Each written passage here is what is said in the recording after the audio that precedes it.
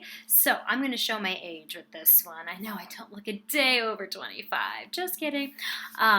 When I was younger, every Sunday morning, as a tradition in my family, we would get donuts, and then I would take the Sunday newspaper when I was younger, when I was your age, and I would open up to the Sunday comic section, and I would always look first at Garfield because that was my favorite comic when I was younger.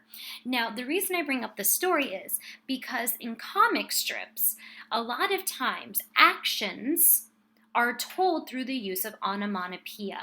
And that word, remember, is written right here on our screen. And an onomatopoeia is a word that imitates the sound it represents. And so because comics are all in writing, no one's talking or recording it, they have to use words that represent the actions that are going on. And so I was wanting to share with you some onomatopoeia words and some onomatopoeia comics today because your job is in Seesaw. You're going to get a chance to make up your very own comic strip today. And you're going to get to use onomatopoeias to describe what is going on in your comic. So I have two options. I have one where there's already people in the situation and you just have to fill in the onomatopoeias. And then for a challenge, I have a blank comic strip and you can make up all of your own characters, your own stories, using our onomatopoeias, okay? Now, as we continue to look in this deck here, remember, here are just some examples of onomatopoeias. So we have crunch, ring, wham, moo. We have vroom, roar, pitter, patter, clonk. So all of these are actual words. They all have consonants. They all have vowels inside of them. And they are used to represent the sound that that object makes. I know a lion is a roar sound because that is what it sounds like if you were to hear a lion in the wild. So let's take a look now at this comic strip, okay? So this is Classic Peanuts featuring good old Charlie Brown. Now, as I'm reading this, I want you to think about how did this writer use onomatopoeia to represent what is going on within the comic, okay? So here we go. So here is Snoopy.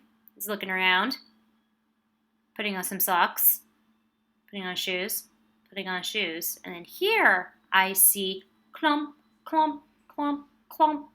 So to me, I already have an idea that he is walking along and the shoes are making a clump, clump, clump, clump sound. It's almost like, you know, when you can hear me at school on the wood floors wearing my high heels, right?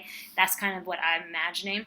And then we have our character going like this, looking around, says, "Hey, you dog, come back here with my shoes and socks. Give me those things. The laces are gone. What did you do with the laces?" Laces? I don't know. They were there, so I ate them. Uh-oh. So this comic strip used clump, clump as an example of onomatopoeia. So here's another one. So here we go. I should be in an ice show. If I were in an ice show, I could be Richard Dwyer. And there we go.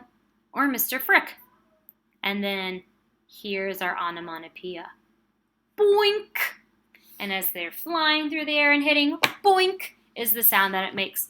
Or drive the Zamboni, which is the almost like tractor they use to smooth out the ice. Okay, so now that you've seen two examples in a comic strip, you are going to get a chance today to make up your own onomatopoeia in a comic on Seesaw, okay? So you can head over to your Seesaw link and you can go ahead and open it up and start to work on your comic strips. All right, first grade, see you later.